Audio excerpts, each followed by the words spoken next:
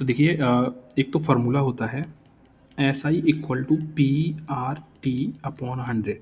इसी फार्मूला का हम प्रयोग करते चले आ रहे हैं अभी तक, ठीक है। हमको पता है कि P कैसा रहता है, कांस्टेंट रहता है, मैंने आपको पहले ही बता दिया। जब अगर P कांस्टेंट है तो कंपेयर करने वाली वैल्यू कौन कौन सी हो गई, यही कि SI इक्वल टू R/T/100। इन्हीं को कंपेयर करके जो है हम आंसर निकाल सकते हैं, हमको और कोई फार्मूला लगाने की जरूरत पड़ेगी नहीं, ठीक। तो करना कैसे है वो समझिए आप, ठीक है। उसको देखिए, अगर P पूछा गया है तो P तो हम मान के ही चलते हैं कितना रहता है, 100%, ठीक। और क्वेश्चन में दिया क्या रखा है, ये देखिए, एक निश्चित राशि पर साधारण ब्याज प्रति वर्ष 6% की दर से। तो रेट कितनी दे रखी है, रेट दे रखी है 6, इंटू टाइम कितना दे रखा है, टाइम दे रखा है 10 महीने के लिए। तो चूंकि महीना दे रखा है, जब भी महीना दिया जाएगा तो उसमें 12 का भाग किया जाएगा, क्योंकि रेट जो है वार्षिक के हिसाब से लगती है, ठीक है। तो 10/12 हो जाएगा। ये हो गया कि नहीं हो गया, ठीक है भाई। तो ये जो है क्या है, ये SI के बराबर है। ये देखिए ना आप, इक्वल किसके हैं, SI के। तो जाहिर सी बात है हमको इसे इक्वल करना पड़ेगा, किसके इक्वल करना पड़ेगा, SI के इक्वल करना पड़ेगा। तो ये जो वैल्यू है किसके बराबर होगी, SI के। तो इसमें SI दे रखा है कितना है, 400 रुपये। वही तो कह रहा है, एक निश्चित राशि पर साधारण ब्याज, यही तो SI है। कितना है साधारण ब्याज, 400 रुपये प्रति वर्ष 6% की दर से 10 महीने के लिए। तो बस इसको हम किसके बराबर कर देंगे, 400 रुपये के बराबर कर देंगे। इसको हम काटेंगे तो देखिए कितना हो जाएगा, 6 × 6 और 6×2 = 12, मतलब 5 की जो वैल्यू है वो किसके बराबर है, 400 के बराबर है। अगेन एक की वैल्यू कितनी हो जाएगी, 80 के बराबर हो जाएगी, ठीक है। एक की वैल्यू 80 के बराबर, हम जानते हैं P 100% होता है, तो 100 की वैल्यू कितनी हो जाएगी, 8,000 रुपये के बराबर हो जाएगी, ठीक है। तो ये हमारा क्या निकल के आ गया, P, ठीक है, प्रिंसिपल अमाउंट निकल के आ गया है। ये देखिए 2017 में पूछा गया क्वेश्चन, इसका आंसर क्या हो जाएगा, 8,000। बी आंसर इसका सही है, ठीक। तो इस प्रकार से जो है मूलधन ज्ञात किया जाएगा, ठीक है। अगला क्वेश्चन कह रहा है, कोई धन किसी साधारण ब्याज की दर से 2 वर्ष में 2,000 रुपये हो जाता है, जबकि 7 वर्ष में 5,000 रुपये हो जाता है। मूलधन बताइए।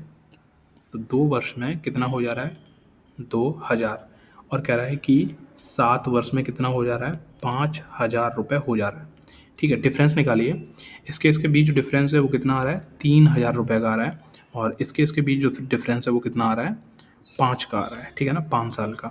तो 5 ईयर की जो वैल्यू है वो 3,000 के बराबर है। दैट मीन्स कि एक की जो वैल्यू आएगी, मतलब 1 साल की, वो कितनी आएगी, 5 × 30 = 600 रुपये, ठीक है ना। तो 1 साल की वैल्यू कितनी आ रही है, 600। हमको सवाल में दे कितनी रखी है, 2 वर्ष में 2,000 दे रखी है, तो मतलब इसका हम 2 टाइम करेंगे तो ये कितना हो जाएगा, 2 ईयर हो जाएगा। और इसका भी अगर हम 2 टाइम करेंगे तो ये कितना हो जाएगा, 6×2 = 12, 1,200 रुपये हो जाएगा। बट सवाल में कितना कह रहा है, 2,000 रुपये हो जाएगी। जो एक्स्ट्रा बन रहा है वही क्या है, वही मूलधन है। तो 2,000 में से अगर हम मतलब 1,200 को 2,000 से कंपेयर करेंगे तो कितने का गैप आ रहा है, 800 का आ रहा है। तो P की वैल्यू कितनी हो जाएगी, 800 रुपये हो जाएगी, ठीक है। यही इसका आंसर होगा, C, टिक। अगला क्वेश्चन करते हैं। अगला क्वेश्चन ये देखिए, किसी धन का साधारण ब्याज पहले की अपेक्षा 4 वर्ष में 1,500 रुपये अधिक प्राप्त होता है, जब साधारण ब्याज की दर को 5% से बढ़ाकर 8% वार्षिक कर दिया जाता है। तो मूलधन बताइए। देखिए इसमें जो है हमको मूलधन बताना है, और जो दर है वो क्या की गई है, बढ़ाई गई है, ठीक। तो कैसे करेंगे उसको देखिए भाई। इसमें देखिए P तो हम मान ही लेंगे, ये क्या है, हमारा मूलधन है, ठीक है ना। तो P जो है मूलधन को दर्शा रहा है, ये हमें पता है, ठीक। अब जैसा जैसा सवाल कह रहा है वैसा वैसा करते जाते हैं। तो कह रहा है कि किसी धन का साधारण ब्याज पहले की अपेक्षा 4 वर्ष में 1,500 रुपये, तो 4 × 1,500 रुपये, ठीक है। सॉरी 1,500 तो ये ब्याज हो जाएगा, ठीक। टाइम कितना है, 4 वर्ष है। इसमें हम रेट देखेंगे, रेट कितना दे रखा है, पहले रेट दे रखा है 4 वर्ष में 1,500 अधिक प्राप्त होता है, जब साधारण ब्याज की दर को 5% से बढ़ाकर कितना कर दिया जाता है, 8% कर दिया जाता है। तो 4 × कितना करेंगे, 5। तो पहले साल इस पर जो रेट लगी है वो कितनी लगी है, 5% लगी है। तो टाइम ये हो गया है, ठीक है, रेट ये हो गई है, और उसके बाद हमसे पूछा क्या गया है पी, तो पी हमने यहाँ लिख दिया है, ठीक। अपॉन में कितना हो जाएगा 100 हो जाएगा। अब हम इसको माइनस करेंगे, किससे माइनस करेंगे, इससे करेंगे जो कि ज़्यादा वाला है, मतलब 8% अधिक कर दिया जाता है, इससे माइनस करेंगे। तो ये निकल के क्या आ जाएगा वो देखिए थोड़ा, जो बड़ी वैल्यू है, तो बड़ी वैल्यू क्या होगी P इंटू आर, आर यहाँ कितनी दे रखी है 8% इंटू टी, टी कितना रहेगा, टी रहेगा 4 वर्ष, भाई टी तो सेम ही रहेगा ना, और अपॉन 100। तो जब हम इसमें से इसको घटाएंगे तो जो वैल्यू आ रही है वो कह रहा है कि 1500 रुपये हमें कैसा प्राप्त हो रहा है, अधिक प्राप्त होता है। ये जो अधिक प्राप्त होता है ना, इसी की वजह से हम जो बड़ी वाली रेट परसेंट है इसमें से हम छोटी वाली रेट परसेंट को घटा रहे हैं, दैट्स वाई ऐसा हो रहा है, ठीक है।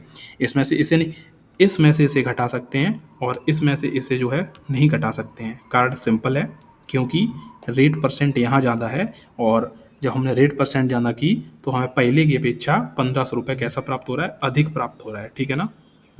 1500 रुपये अधिक प्राप्त हो रहा है, ये क्या है, ये हमारा ऐसा ही है। वही कह रहा है कि जब साधारण ब्याज को 5% से बढ़ाकर 8% कर दिया जाता है, तो हमने 8% किया, ठीक है। अब इसको हम घटाते हैं, देखिए सॉल्व करते हैं, सॉल्व करेंगे तो आंसर आ जाएगा। देखिए अपॉन में 100 रहेगा ही रहेगा, ठीक। ऊपर क्या हो जाएगा वो देखिए, तो 8 चौकू 32 पी, ठीक, माइनस 5 चौकू 20 पी इक्वल टू 1500, ठीक है। कितना आ जाएगा 2, और ये 3 में से 2 गया 1, मतलब 12 पी बचेगा।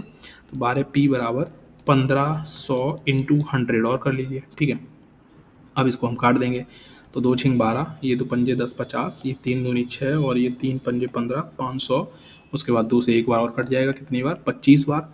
तो इसका जो आंसर निकल के आएगा P इक्वल टू, तो 25 पंजे 125 डबल जीरो, मतलब कितना आ जाएगा 12,500 रुपये। ये P की वैल्यू आ जाएगी हमारे पास। तो इसका आंसर क्या हो जाएगा B, ठीक है। अगला क्वेश्चन देखते हैं। एक निश्चित राशि को 10% प्रतिवर्ष पर 4 वर्ष के लिए साधारण ब्याज पर निवेश किया जाता है।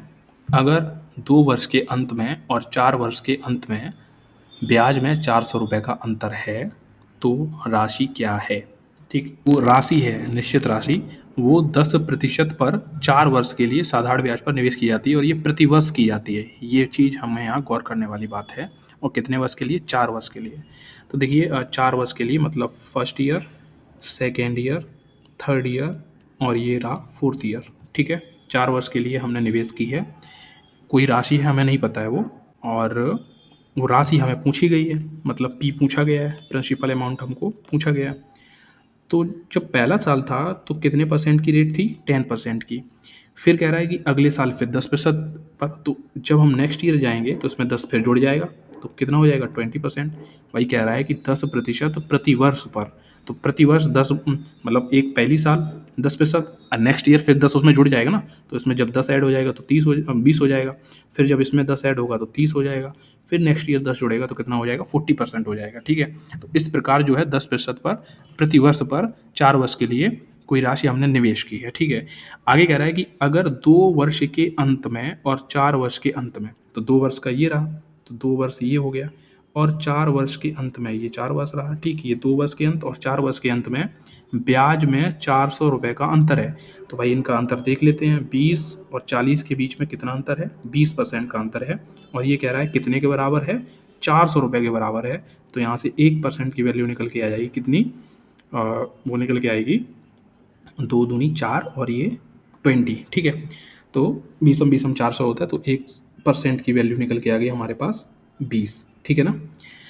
और पूछ रहा है क्या मूलधन, तो हमको पता है कि मूलधन जो है प्रिंसिपल अमाउंट जो है 100% मान के चला जाता है, तो 100% की वैल्यू कितनी हो जाएगी, 2000 रुपये, ठीक है।